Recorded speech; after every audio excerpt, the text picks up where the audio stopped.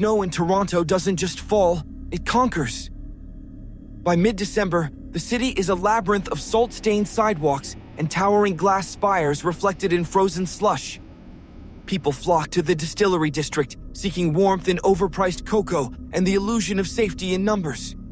But in a crowd of thousands, it only takes a second to become a ghost. I was 20 when the world ended. My brother, Leo, was 7. One moment, he was pressing his nose against the holiday window displays at the bay. The next, a surge of tourists shoved past, and the space beside me was empty.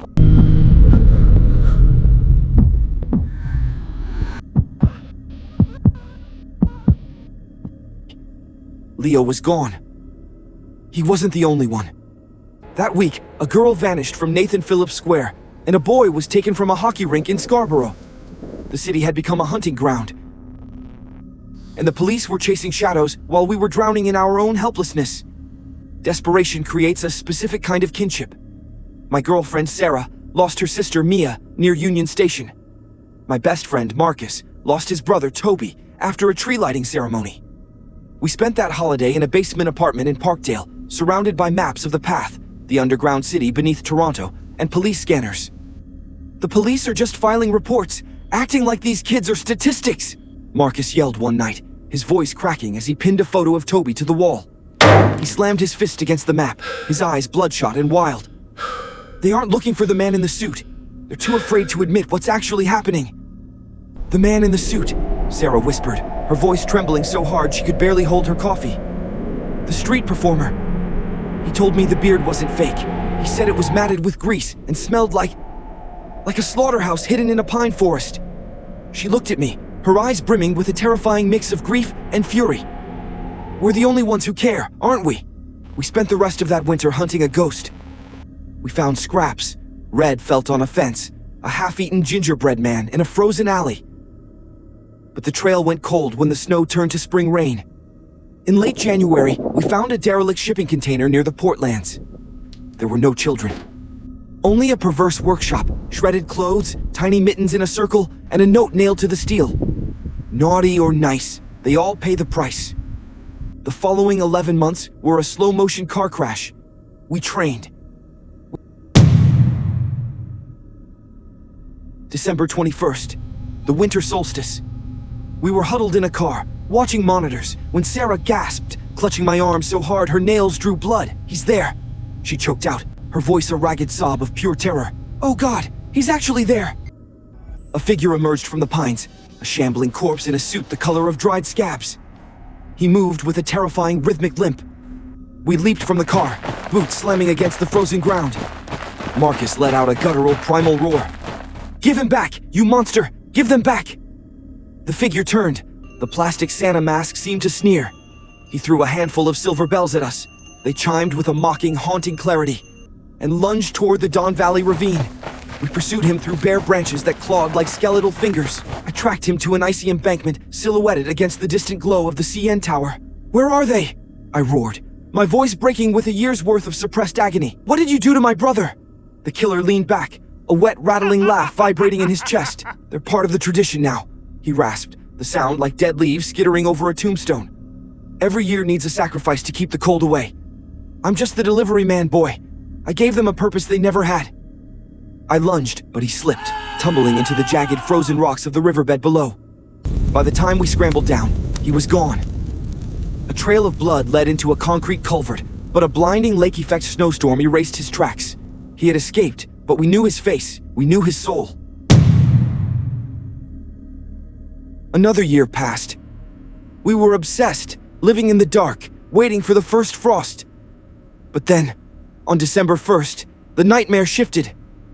Sarah went to the grocery store and never came back. Her phone was found in a slushy gutter on Queen Street, vibrating with a call from me. Tied to the phone was a single silver bell. He has her, I told Marcus. He's changing the rules. He's not just taking kids anymore. He's taking us. We didn't wait for the police. We went to the one place we hadn't fully cleared, an old textiles factory near the waterfront with a sub-basement that wasn't on the city maps. We broke through the service entrance, the air inside smelling of peppermint and rot. Sarah! I screamed, my voice echoing off the damp concrete. I found her in the back of the sub-basement. She was strapped to a heavy wooden chair, a crude, oversized nutcracker jaw fitted over her mouth, held in place by leather straps. Her eyes were wide, brimming with tears of absolute panic. "I've got you," I whispered, rushing to her. As I fumbled with the straps, a shadow moved in the corner. The killer emerged from the darkness, his suit more tattered than before, his limp more pronounced. He held a heavy rusted cleaver. She fought harder than the little ones, made the carving more meaningful. I stood between him and Sarah, pulling a pneumatic nail gun from my belt. "You touch her again, and I will pin you to these walls piece by piece."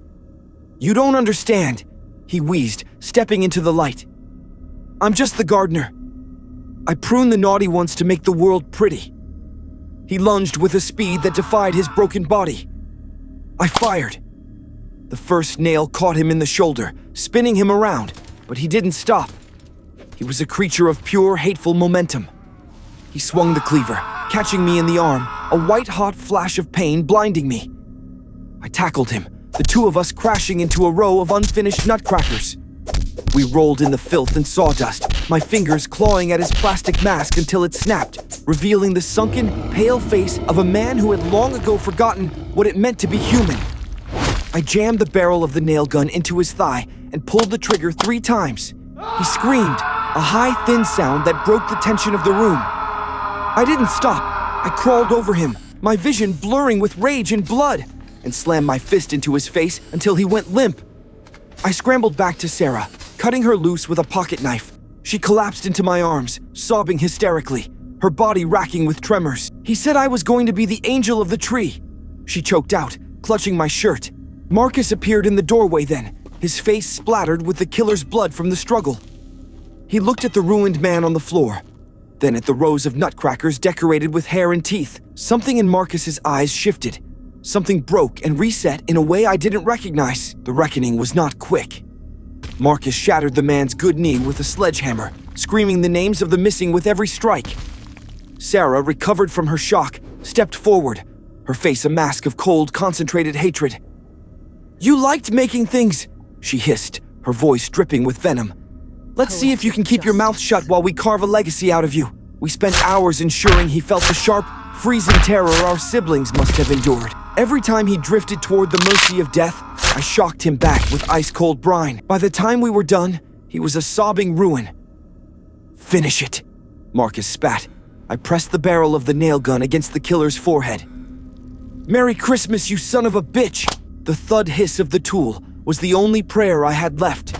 We burned the factory, burying the remains of our families in a private plot. But justice in Toronto has a bitter aftertaste. On Christmas Eve, a soft thump sounded at my door. I opened it to find a gift-wrapped box. Inside was a fresh nutcracker. It looked like me. It had my jacket, my scar. When I opened the wooden jaw, a fresh human finger fell into my palm. I ran to the window. The rusted white van was idling at the curb. Marcus was behind the wheel, wearing a deep crimson coat. He looked up at me, and for the first time, his eyes weren't full of grief. They were full of a terrifying, calm purpose. "It's a beautiful tradition, isn't it?" he seemed to say through the glass. He didn't wave. He just tapped the side of his nose, put the van in gear, and drifted into the whiteout.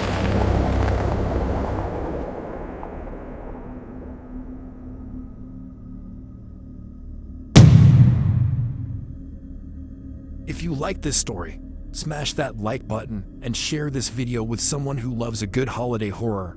And if you haven't already, subscribe to Horror4U and hit the bell icon so you never miss a new nightmare. Thanks for watching. Let us know what you think. Should Peter join Marcus? Or he should end him? Stay tuned.